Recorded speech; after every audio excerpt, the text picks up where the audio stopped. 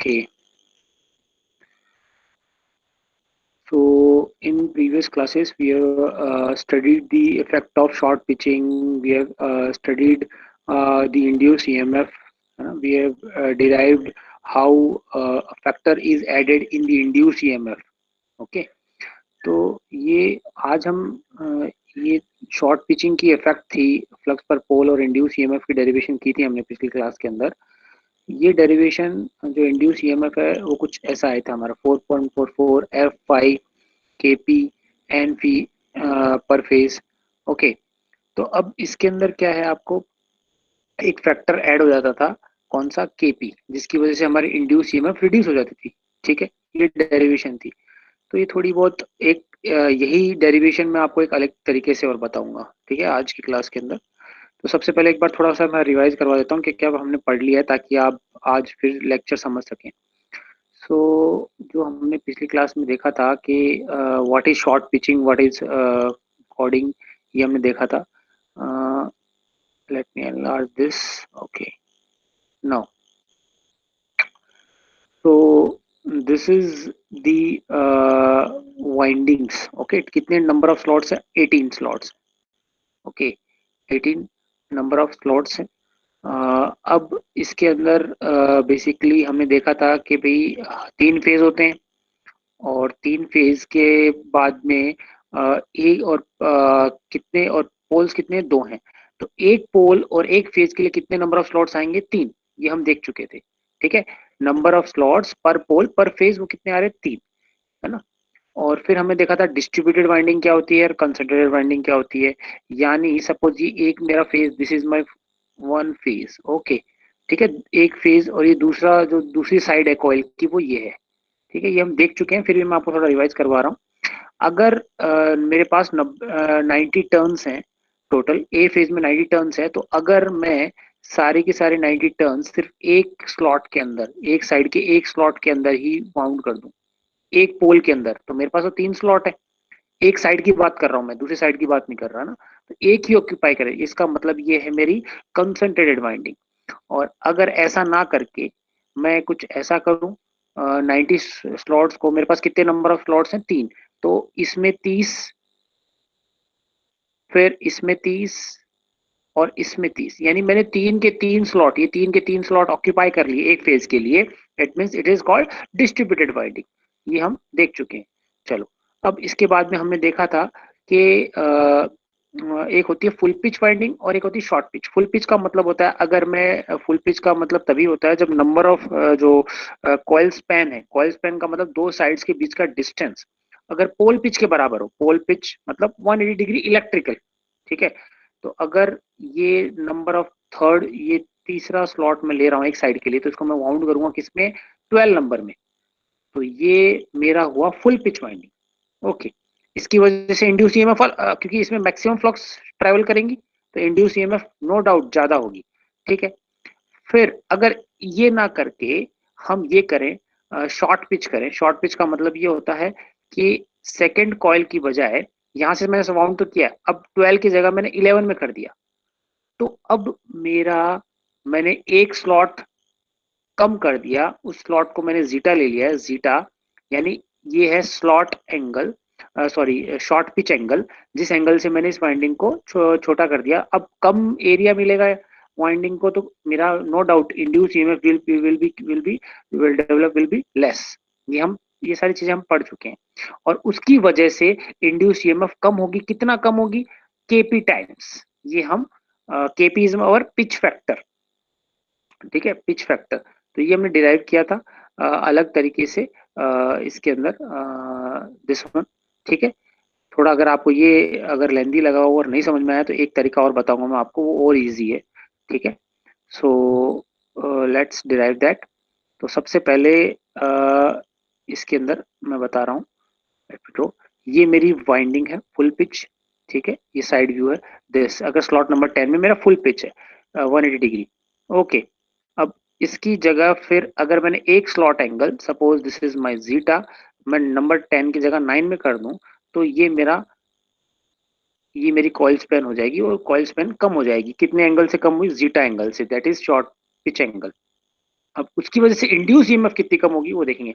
हमारे पास original induce EMF कितनी थी हम देख चुके हैं, that was 4.44, okay, F five N या फिर N is number of turns और टी ये पर फेज है, ध्यान रखना सारी चीजें पर फेज है। कई बुक के अंदर एन की जगह टी भी दे रखा है, टर्न्स है ना, एन हमारा नंबर ऑफ टर्न्स ही है। अब ये तो इंड्यूस ईएमएफ किसकी है, फुल पिच वाइंडिंग की और मेरा कंसंट्रेटेड वाइंडिंग, ये ध्यान रखना।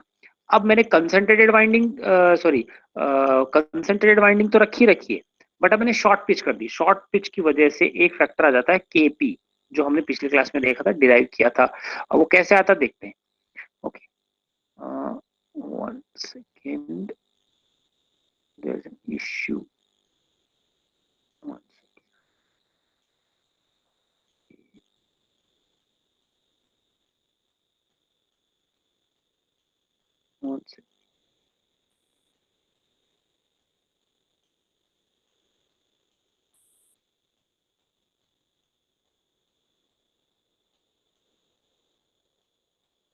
ओके, सो अब मैं क्या कंसिडर कर रहा हूँ, देखना ढंग से, कोई डाउट हो तो प्लीज बीच में पूछना। I am deriving this. Okay, एक पोल के अंदर ये नॉर्थ पोल है, नॉर्थ पोल, और ये मेरा साउथ पोल है।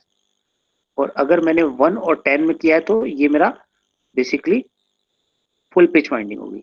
बट अब मैंने ये वाइंडिंग ऐसे ना करके ये इसमें की है, see this, okay, slot number 9 में।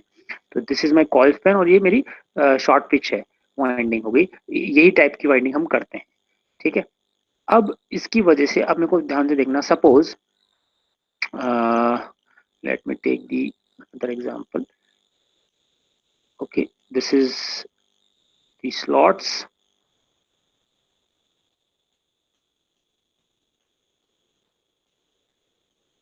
Okay, this is the short pitch और full pitch का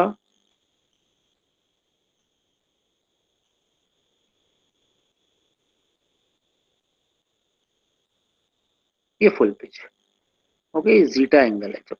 ओके, नाउ अब मुझे बताओ, अगर कॉइल की इंड्यूस ईएमएफ कोई बोलेगा, सपोज यहां से करंट एंटर करेगा, ढंग से सुनना मैं क्या कहना चाह रहा हूँ, ठीक है। यहां से अगर करंट एंटर करेगा, सपोज फुल पिच वाइंडिंग है, ओके, और यहां से करंट एंटर करेगा। सपोज इंड्यूस ईएमएफ, एक कंडक्टर के अंदर आप इंड्यूस ईएमएफ निकालते हो तो करंट हमेशा पॉजिटिव टू नेगेटिव ट्रेवल करता है, तो this is the voltage, okay, सही है। अब ये वोल्टेज है, so let assume the voltage induced by this side of the coil is E1, okay, और EA1, suppose EA1, A is phase, okay. And अब मुझे बताओ, ये कॉइल यहाँ ट्रेवल कर रही है, सेम वोल्ट मीटर से आपने यहाँ लगाया, तो what will be the voltage generated by this side, it will be E, same length है दोनों conductor, it will be a EA1 only, but plus EA1 और माइनस EA1, बताओ। Minus, very good, minus. ये सबके समझ में आ रहा है ना, क्योंकि मैंने सेम, क्योंकि करंट यहाँ पे नीचे जा रहा है, तो अगर मैंने यहाँ पे डायरेक्शन, है ना डायरेक्शन चेंज हो गया, तो ये plus minus plus yes, minus, ठीक है। अगर आप कैसे भी लगाओ तो एक तो माइनस आएगा। अब दो कंडक्टर्स के बीच में वोल्टेज निकालना है, मुझे निकालना है, this is EA1 dash, suppose, okay, this is the second side. तो अगर मैं निकालना चाहूं EA1, EA1 dash, that will B, अगर इन दोनों के बीच में पोटेंशियल डिफरेंस, जो वोल्टेज इंड्यूस निकालना चाहता हूं, that will be equal to EA1 minus this voltage, ये वोल्टेज कितनी है EA1 डैश, तो ये कितना हो जाएगा EA1 plus, sorry, EA1 dash, सही कह रहा हूं। अब मुझे बताओ, अगर ये दोनों की लेंथ सेम है तो EA1 डैश और EA1 डैश का मैग्नीट्यूड क्या होगा, सेम या डिफरेंट, सेम होगा। सेम होगा। तो मैं यूं कह सकता हूं EA1 और EA1 डैश का मैग्नीट्यूड मैंने E लिख लिया, suppose E is the voltage induced at one side of a coil, it means the coil voltage total will be twice of E, सही कह रहा हूं, यस सर, यानी 180 डिग्री अपार्ट। ये फुल पिच वाइंडिंग की बात कर रहा हूं मैं, ओके, फुल पिच वाइंडिंग के लिए, ओके। नाउ चलो ये समझ में आ गया फुल पिच वाइंडिंग के लिए, या फिर मैं इसको एक तरीके से और बताता हूँ, ये तो समझ में आ ही गया आपको। फेजर से समझाता हूँ इसको। लेट मी से दिस।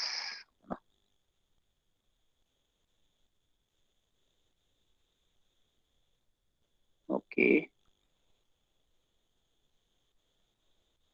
चलो इसमें this, see this winding, suppose this winding full pitch winding consider कर रहा हूँ, यानी स्लॉट 1 और slot 2। The voltage induced by this slot number 1 is EC1। Okay, coil EC है और 1 है आपका इस साइड पे।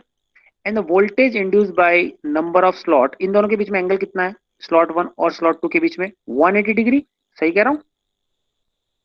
Yes sir. ओके, अब 180 डिग्री पे और इसके अंदर जो वोल्टेज इंड्यूस है दैट इज आल्सो EC1 कह सकता हूं मैं, क्योंकि magnitude wise, but it will B minus EC1। और माइनस EC1 कितना है, 180 डिग्री अपार्ट। तो मैं इसको 180 डिग्री अपार्ट मतलब ये बना रहा हूं, late me draw this. 180 degree यही तो होगा, यस सर। EC1 और माइनस EC1, है ना। अब माइनस EC1 को मैं क्या लिख सकता हूं, इसको इसी डायरेक्शन में लिख सकता हूं क्या, यस सर। EC1 लिख सकता हूँ, पॉजिटिव EC1। तो अब मुझे बताओ EC1 और EC1 दोनों के कौन से डायरेक्शन में हो गए, सेम डायरेक्शन में। तो रिजल्टेंट क्या आ जाएगा, सेम। रिजल्टेंट आ जाएगा twice of EC1। Simple arithmetic addition हो जाएगा, कोई दिक्कत नहीं। तो अगर फुल पिच वाइंडिंग के अंदर दो कॉइल्स वाइंडेड है तो उनकी जो नेट EMF इंड्यूस है that will B arithmetic summation, ये मैं कहना चाह रहा हूँ। समझ में आ गया? चलो अब हम शॉर्ट पिचिंग करते हैं। ठीक है, शॉर्ट पिचिंग में क्या हो रहा है वो देखें। let me draw the this is the voltage induced by EC1। अब मैंने क्या किया है, जीटा एंगल से शॉर्ट पिचिंग कर दी। तो अब 180 डिग्री डिफरेंस नहीं होगा, डेल्टा एंगल से। अब पहले वाले केस के अंदर क्या था, सेम फेज में थे EC1 और ये वाला EC1 सेम फेज में थे। अब इसकी वजह से क्या ये सेम फेज में होंगे, ये वाला जो EC1 है ये सेम फेज में होगा क्या, नो सर। नहीं होगा, क्योंकि ये आउट ऑफ फेज हो जाएगा। कितने एंगल से आउट ऑफ फेज हो जाएगा, जीटा। जीटा से। तो मैं यहां पे ड्रॉ कर सकता हूं, दिस इज माई EC1 और ये एंगल, ये वाला जो एंगल है that is my zeta. Okay, और रिजल्टेंट क्या आएगा इन दोनों का फेजर सम, इन दोनों का फेजर सम मेरा रिजल्टेंट आएगा। सो दिस इज माई रिजल्ट। ठीक है, ये अच्छे से डायग्राम मैंने यहां समझा रखा है, see this diagram. Okay, EC1 is the voltage induce by coil side first, और EC2 इसने इसको नाम दे दिया। ठीक है, और दिस इज द रिजल्टेंट। ठीक है, और ये इसने जीटा एंगल दिया है। ओके, अब मुझे बताओ ये साइड A और B और C की लेंथ यानी मैग्नीट्यूड सेम है या डिफरेंट है, डिफरेंट। डिफरेंट क्यों होगा, मैग्नीट्यूड की बात कर रहा हूं मैं भाई। इसको देखो, इस कॉइल की वजह से 20 वोल्ट इंड्यूस हुआ, अगर मैं वोल्ट मीटर लगा रहा हूं यहां पे भी होगा, मैग्नीट्यूड तो सेम होगा, but they are out of phase by which angle, zeta angle. Zeta. है ना, समझ में आ रहा है ना। तो AB और BC की जो लेंथ होगी वो बराबर होगी। तो अगर मैं दोनों की लेंथ बराबर है और AC इज अवर रिजल्टेंट, तो अगर मैं यहां से एक परपेंडिकुलर ड्रॉप करता हूं तो मुझे बताओ ये दोनों की लेंथ सेम है और ये डेल्टा एंगल है, it will B delta sorry zeta, zeta by to, zeta by two. सही कह रहा हूँ, आइसोसेलेस ट्राइंगल, दो साइड्स इक्वल होंगी तो ये यस दोनों, सर। है ना, कोई दिक्कत तो नहीं। चलो ये समझ में आ गया। अब हम पिच फैक्टर निकालते हैं। पिच फैक्टर क्या होगा, actual voltage generated in the coil, actual voltage generated in the coil. ठीक है, कब, जब शॉर्ट पिचिंग की, divided by voltage generated in the coil of span 180 degree, 180 degree electrical. इसका मतलब है अगर पिच फैक्टर क्या कहलाता है, इंड्यूस, मैंने पहले भी बताया था, बहुत सारी डेफिनेशन है। It is the voltage induce in short pitch coil divided by voltage induce in full pitch coil. तो फुल पिच कॉइल के अंदर वोल्टेज इंड्यूस क्या होगी, AB प्लस BC दोनों सेम फेज में होंगे, तो ट्वाइस ऑफ AB लिख सकता हूं मैं इसको, AB प्लस BC को मैं ट्वाइस ऑफ AB लिख सकता हूं, सिंपल डायरेक्ट एडिशन हो जाएगा क्योंकि सेम फेज में। सी यहाँ पे सेम फेज में ही, तो that will be equal to twice of A B plus B C, क्योंकि फुल पिच में तो सेम फेज में होंगे और डायरेक्ट उनका रिजल्टेंट सिंपली, क्योंकि जीटा एंगल 0 डिग्री होगा सेम डायरेक्शन में, तो दोनों एडिशन हो जाएंगे, तो ट्वाइस ऑफ ए बी लिख सकता हूं मैं, ठीक है। But what is the actual voltage generated in the coil, जब शॉर्ट पिचिंग किया तो वो कौन सी होगी, एसी, सही कह रहा हूं। अब एसी को मैं क्या लिख सकता हूं, एसी को मैं ट्वाइस ऑफ एडी लिख सकता हूं, ठीक है, twice of AD, C twice से ट्वाइस कैंसिल, टू से two cancel, AD by A B बचा। अब एडी बाई ए बी, से this AD by A B, AD और ए बी ये एक ट्राइंगल, ये ट्राइंगल लेना आपको, ठीक है, दिस इज। तो आप एडी को ए बी को क्या, एडी को ए बी के फॉर्म में क्या लिख सकते हो, A B sine sorry cos delta by cos zeta by two, सही है, लिख सकता हूं मैं एडी, एडी की जगह क्या लिख सकता हूं, ए बी, ये हाइपोटेन्यूज है मेरा ए बी, तो ए बी एडी को मैं लिख सकता हूं A B cos zeta by two, ये लिखा है मैंने, देखो A B cos zeta by two, A B से ए बी कैंसिल, क्या बचा मेरे पास कॉस जीटा बाई टू। तो मेरे पास ये कई बुक के अंदर केपी भी दे रखा है और कई के अंदर केसी भी दे रखा है ना, पिच फैक्टर, कंफ्यूज मत हो जाना, कॉस जीटा बाई टू।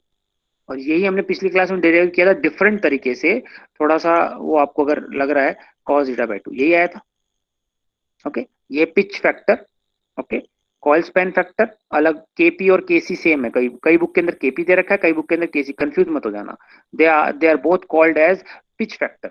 यहाँ पे हमने फ्लक्स पर पोल से डिराइव किया था, है ना, flux per pole in short pitch winding, flux per pole in full pitch winding. और यहाँ पे हमने क्या किया, voltage induced in short pitch winding divided by voltage induced in full pitch winding, तो वो तरीका यहाँ पे अपनाया है हमने, यहाँ पे दिस, ओके, जीटा एंगल, ये सारी चीजें जो मैंने बता रखी हूँ यहाँ पे लिख रखी हैं, ओके, ये समझ सकते हो आप। So actual voltage generated in the coil divided by voltage generated in the coil of span 180 degree or phasor sum of voltage of two coils. Phasor sum मतलब this is the AB plus BC phasor sum, okay. और नीचे divided by arithmetic सम, क्योंकि direct same phase में होती है जब मेरी full pitch winding होती है, इसलिए मैंने वो किया है। तो और अगर zeta is equal to 0 degree कर दे, यानी फुल पिच हो गया, तो पुट कर दो, जैसे cos 0 पुट करोगे तो केपी या केसी की वैल्यू क्या हो जाएगी 1, ओके। अब इस वाइंडिंग के एडवांटेज क्या है, एक तो shorten the end of the winding, एक तो देखो कैसे, मैं आपको बता चुका हूं कि जो ओवरहैंग क्या होते हैं, this is the overhang, okay, this is the overhang, जो हमारे वोल्टेज इंड्यूस में काम नहीं आते, क्योंकि इसमें तो फ्लक्स जा ही नहीं रहा, तो ये बर्बाद है। तो अगर जितना छोटा वायर ओवरहैंग होगा, लेंथ होगी, उतने पैसे कम लगेंगे। सी फुल पिच वाइंडिंग के अंदर, sorry let me draw this, see full pitch winding के अंदर ये लेंथ थी मेरी, यहां से लेके यहां तक स्लॉट, और शॉर्ट पिच वाइंडिंग के अंदर इसकी लेंथ क्या हो गई, कम हो गई, क्योंकि ये अनवांटेड है, तो हम चाहते हैं इसकी जो लेंथ है वो कम से कम हो, ओके। अनदर एडवांटेज इज, जो बहुत इंपॉर्टेंट है, reduces the effect of distorting harmonics and thus waveform of the generated voltage is improved and making it approach to a sine wave। हम ये तो चाहते हैं साइन वेव, लेकिन डिस्टॉर्शन होते हैं, तो शॉर्ट पिच वाइंडिंग से जो वेवफॉर्म, जो डेवलप इंड्यूस ईएमएफ की वोल्टेज जो ये वेवफॉर्म होगी वो ज्यादा साइनसोइडल होगी, क्योंकि इसमें हार्मोनिक्स कम होंगी। कैसे हम आगे देखेंगे। So this are the advantage.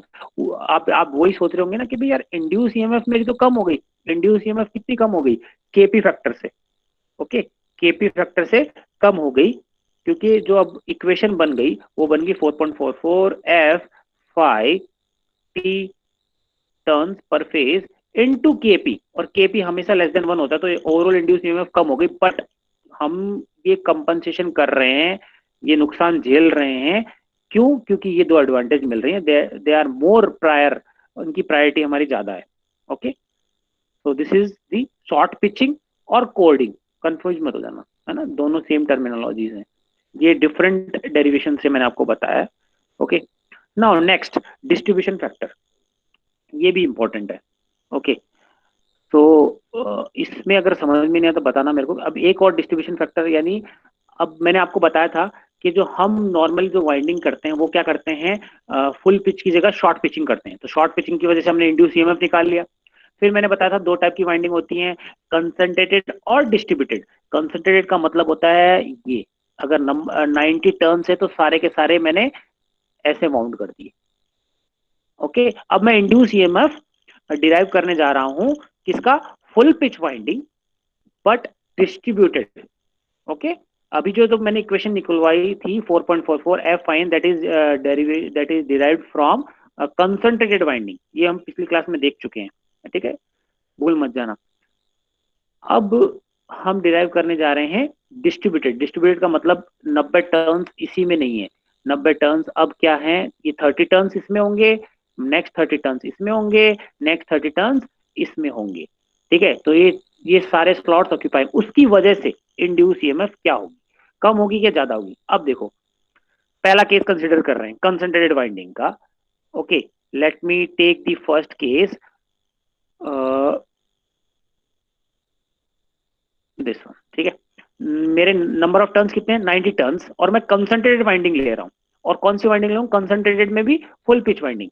तो सपोज ये पहला फेज है, और सबसे पहले यहां पे मैं एक क्वांटिटी डिफाइन करना जा रहा हूं, M. What is M, M is nothing but number of slots per pole पर फेज, यानी एक फेज और एक पोल के अंडर कितने नंबर ऑफ स्लॉट्स आ रहे हैं, ठीक है। यहाँ पे कितने आ रहे हैं, 18 number of slots. What is M, number of slots, number of slots कितने हैं, 18 number of slots per pole, पर पोल पोल कितने हैं, 2, पर फेज, फेज कितने हैं, 3, तो कितने आए ये 3, यानी एक फेज के अंडर 3 स्लॉट आ गए।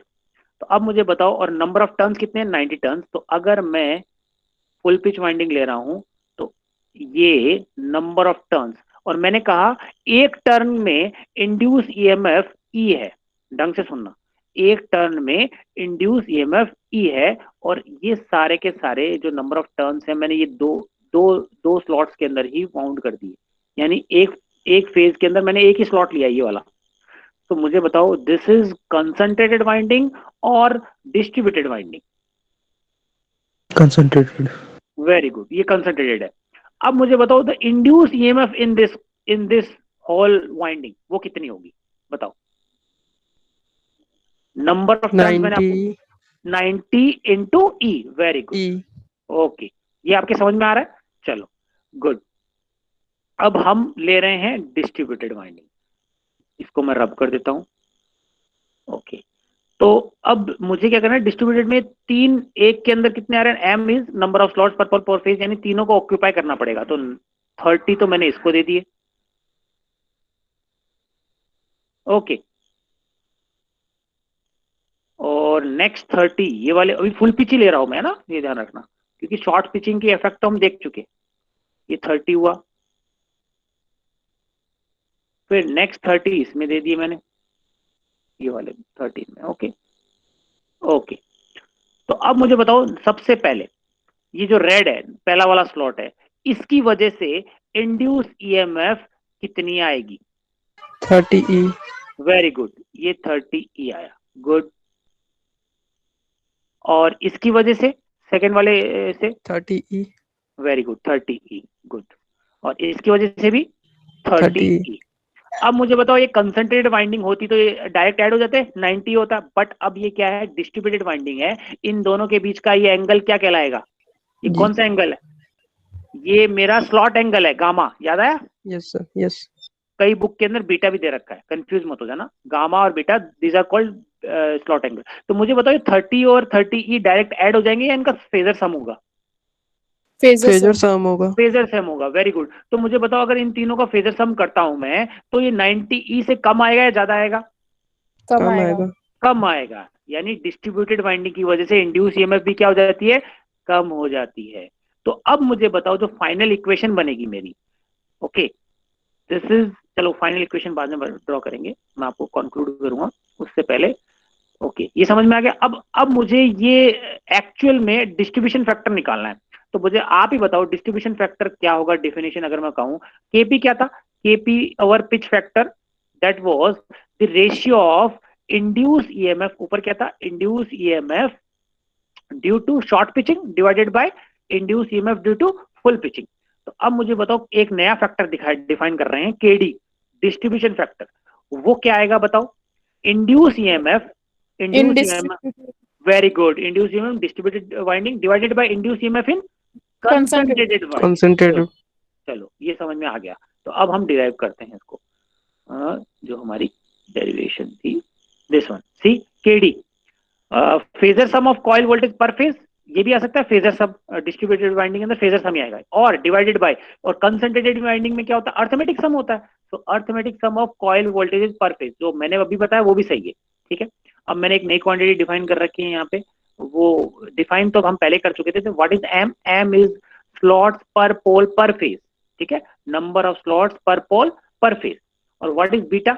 Beta is angular displacement between adjacent slots in electrical degree. तो हम देख चुके हैं, अगर ये डिफरेंट नहीं है, ये हमारा गामा ही है। देख लेते हैं, देखो यहाँ पे देख लेते हैं इस डायग्राम के अंदर, लेट मी रब दिस।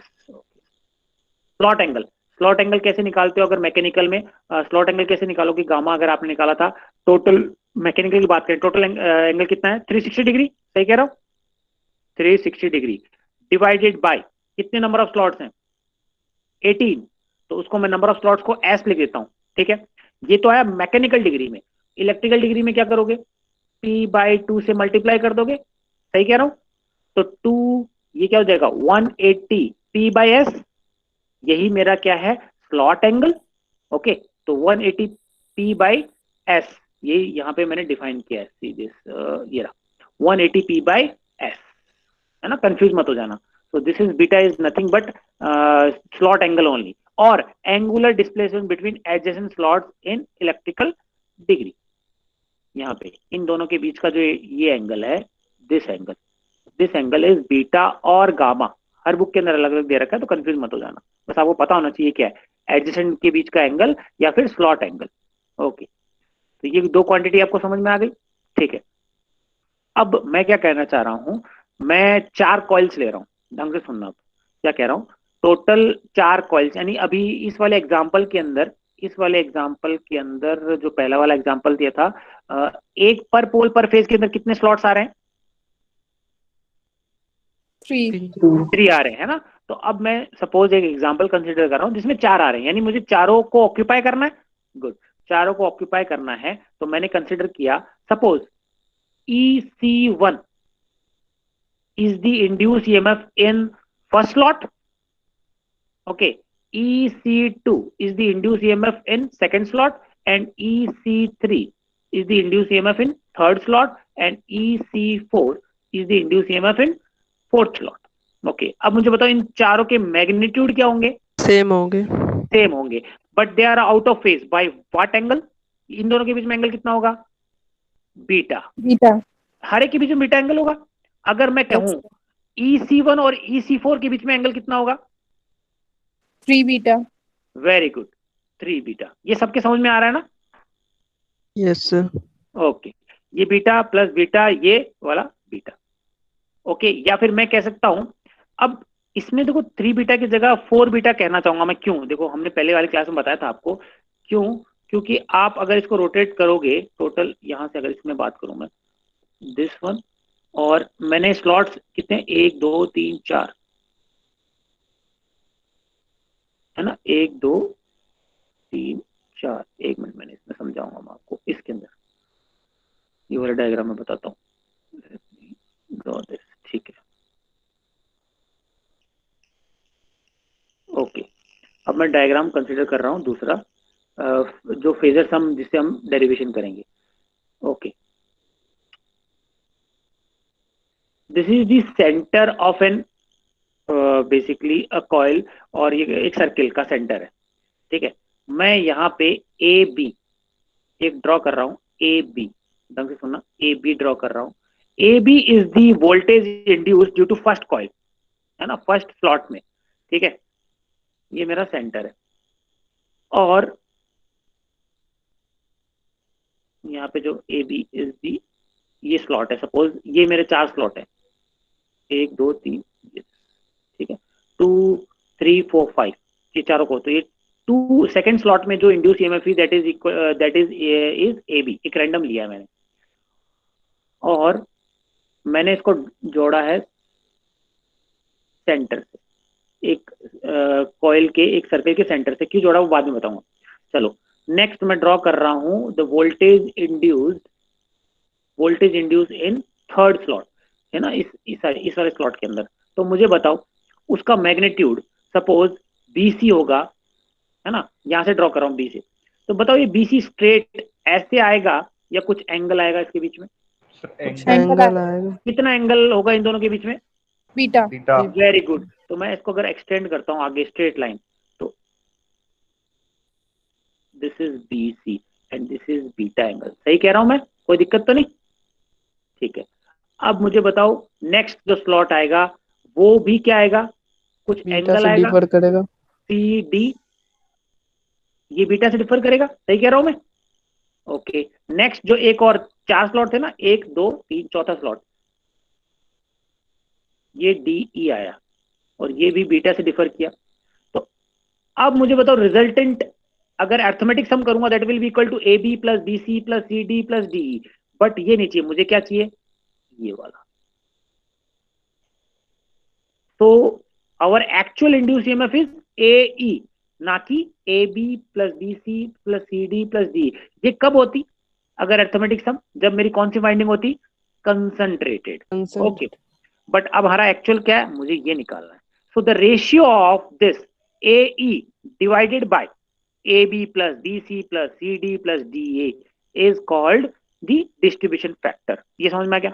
अब मैं ये कंसिडर क्या कर रहा हूं, देखो इसको, ये एक पॉलीगन बन रहा है। अगर मैं यहाँ पे एक सर्किल ड्रॉ करूं, सेमी सर्किल ड्रॉ करूं, देखना बेन, ये सर्किल ड्रॉ कर रहा हूं, एक सेमी सर्किल।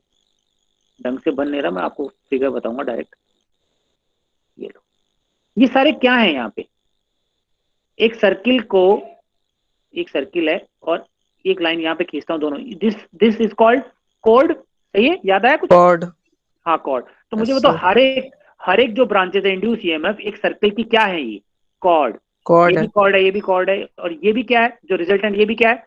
कॉर्ड है। तो अब कॉर्ड है। मैं, हाँ, तो ये मैंने जो फाइनल फिगर बनाया वो ये है।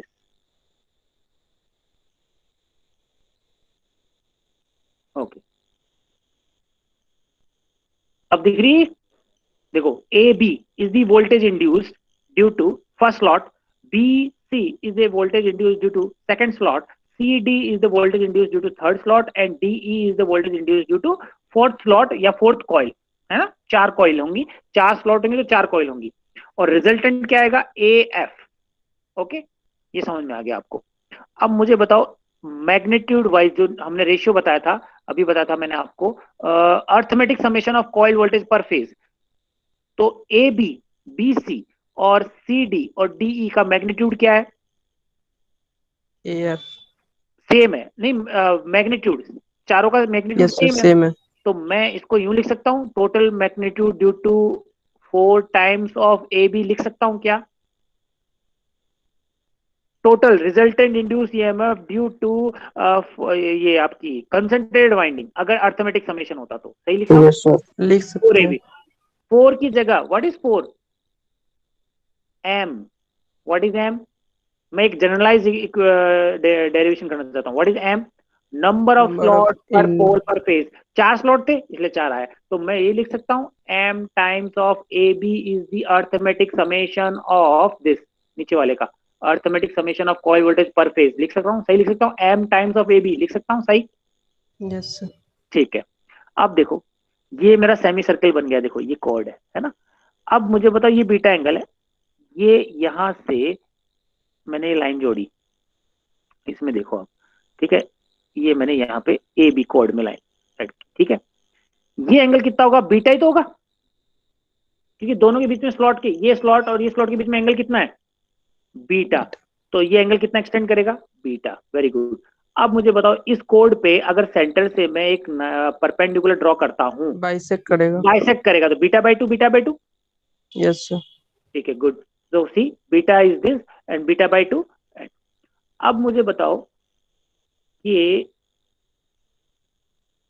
ये एंगल कितना होगा यहां से लेके यहां तक, ये एंगल 4 beta.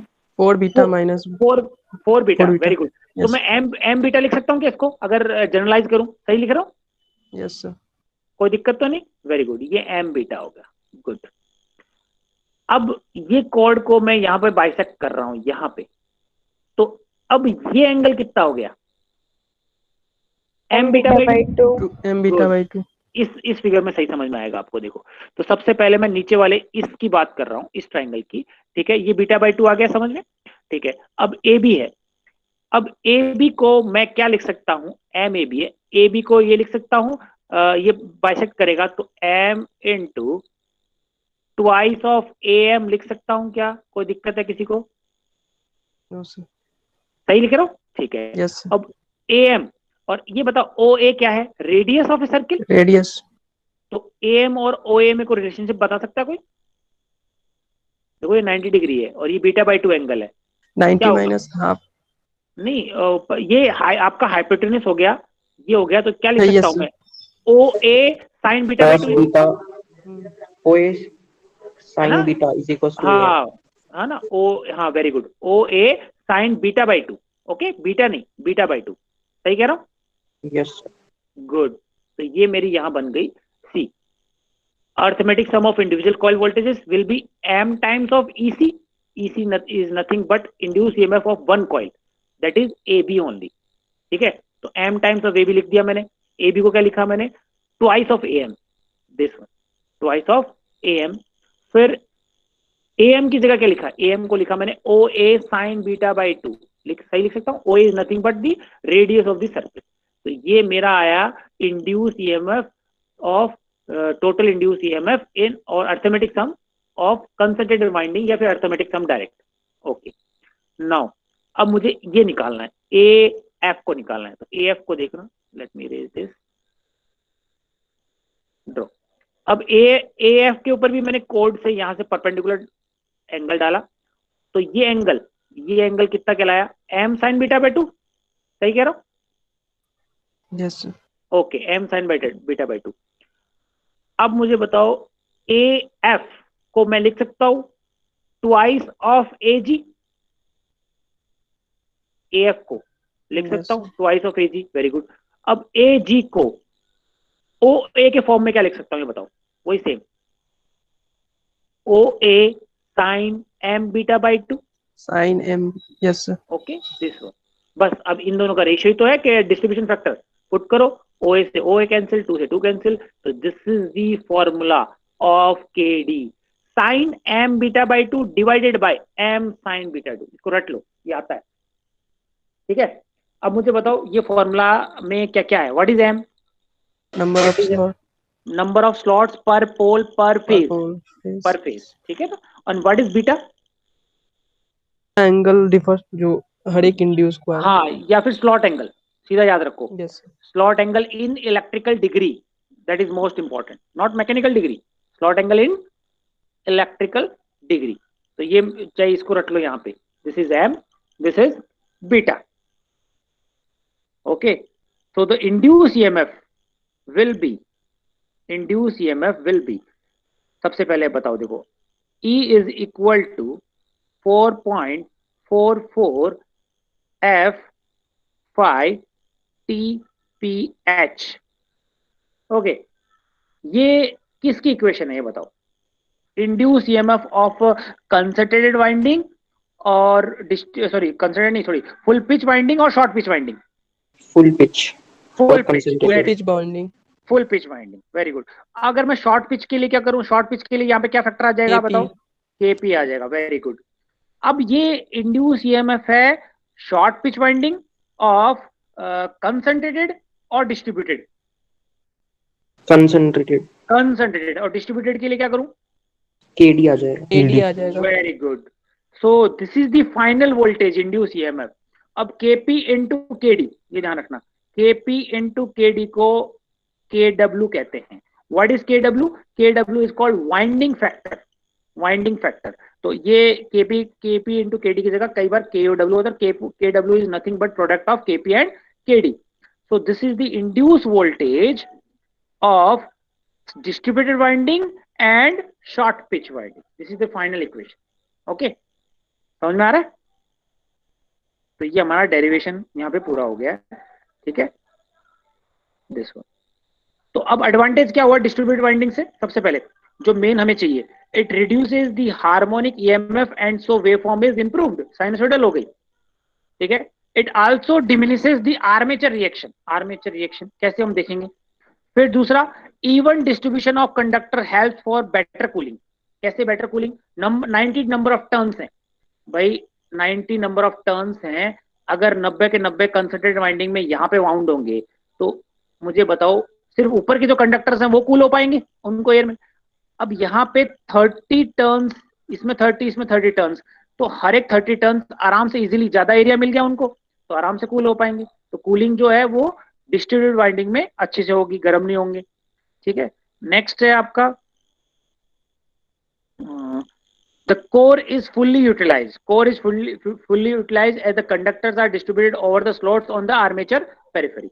कोर ऐसा नहीं है कि भाई हमारा खाली पड़ा है कोर, है ना, फालतू का बना रखा है, तो छोटा ही बना लेते। तो these are the advantages of distributed winding और full pitch short pitch winding का भी मैं बता चुका हूँ पहले, ठीक है। अब एक क्वेश्चन देखो, this is the winding factor Kp into Kd, this is the induce EMF पर फेज, ये फाइनल इक्वेशन है। 4.44 kW F5 TPH, TPH turns per phase, kW क्या है? Kp into Kd।